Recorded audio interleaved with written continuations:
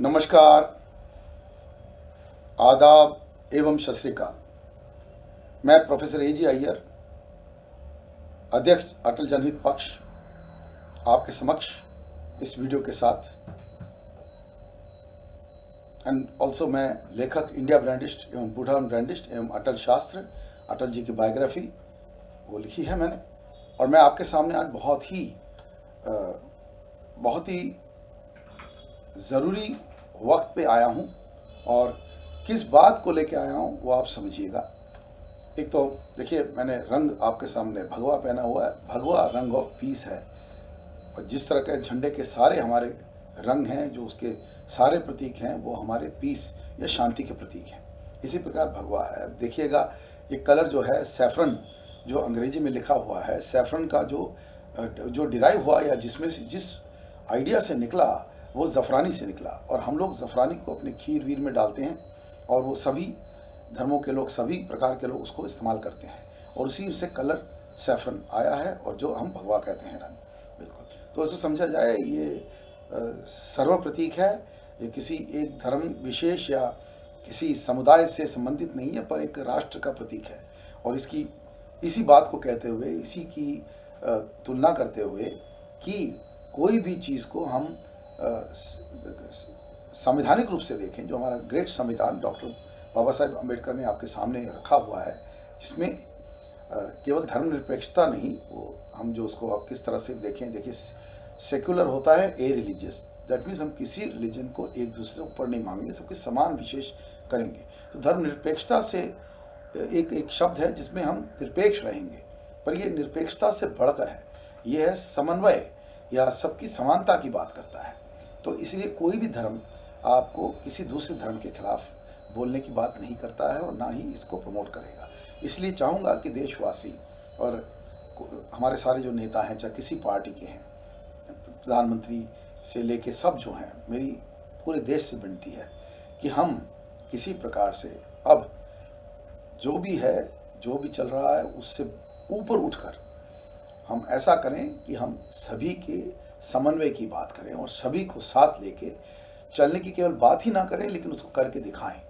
अब इसलिए grass root पे जो रह रहे हैं, जो लोग गली मोहल्ले में रह रहे हैं, जो समय समय पे जहाँ जहाँ भारत में रह रहे हैं, ये उनका भी कर्तव्य है कि किसी प्रकार से धार्मिक, रिलीजन, कास्ट, क्रीड, कम्युनिटी, किसी भी प्रकार की हम डिवीज़न ना करें देशवासियों की, और पूरा प्रयास करें कि हम अपने मूल मुद्दों पे चलते रहें।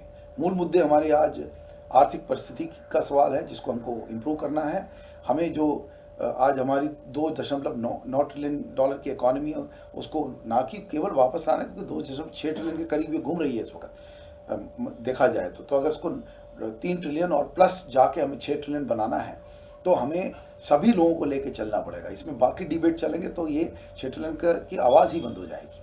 तो हमें अपनी इकॉनमी को वाकई आगे ले जाना है, क्योंकि हमें पूरे विश्व स्तर पे जितने देश हैं उनके समानता में खड़ा होना है। इस वक्त हम 5वें नंबर के देश पड़े हुए हैं, ठीक है। हम आराम से 3रे नंबर के देश तो बन ही सकते हैं, अमेरिका और चाइना के बाद। ये तो हम कर ही सकते हैं आर्थिक रूप से। ये हमारा बिल्कुल दायित्व भी है और ये सक्षम है हम इसको करने में। ये करने के बाद फिर हमें आगे बढ़ना है। तो हमें 2032-35 के बीच में हमें 10 ट्रिलियन इकॉनमी की बात करनी है और 13 ट्रिलियन इकॉनमी की बात करनी है। 2030 तक 10 हो जाना चाहिए, 2035 तक हमें तकरीबन 13 ट्रिलियन की इकॉनमी खड़ी करनी है। अगर हमें ये सब काम करना है तो हमें अपने सभी लोगों को किस प्रकार से उनको कर्म, व्यवसाय और इनमें लाने का प्रयास करना है, उनको सक्षम बनाना है, उनको एजुकेशन देना है, उनके हेल्थ केयर का ख्याल करना है।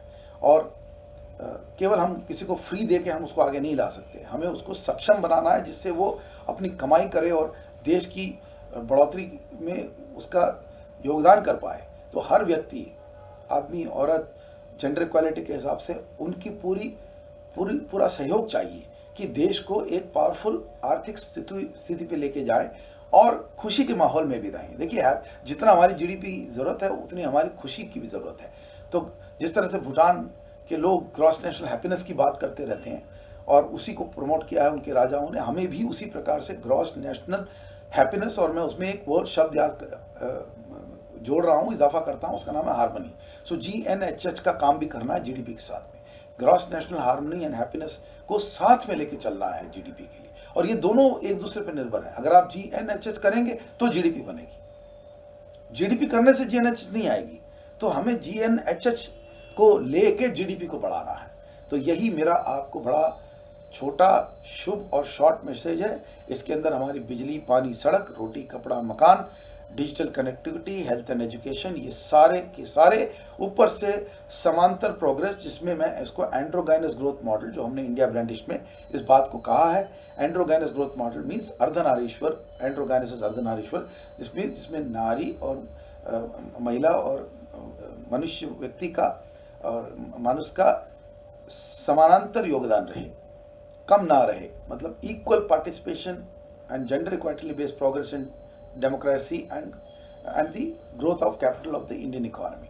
सो ये करना बहुत ज़रूरी है, तभी हम दूसरे टॉप 10 या 15 देशों के अंदर हम अपनी जगह ऊपर में बना सकते हैं, सबसे टॉप में बना सकते हैं।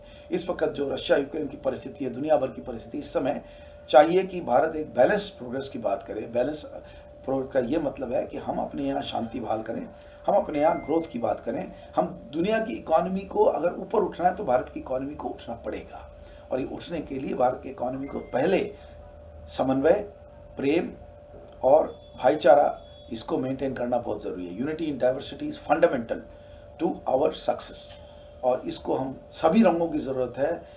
अगर एक रंग को निकाल दें तो वो रेनबो नहीं बनेगा। तो we need a rainbow understanding of the economy, और हमारे देश को जीएनएचएच की बहुत ज़रूरत है, gross national harmony and happiness की। इसी से जीडीपी की बढ़ोतरी हो पाएगी। ये कहते हुए मैं आज आपसे विदा लेना चाहता हूँ। जय हिंद, जय भारत। प्रोफेसर अय्यर, फिर मिलूंगा किसी और वीडियो में आपके साथ।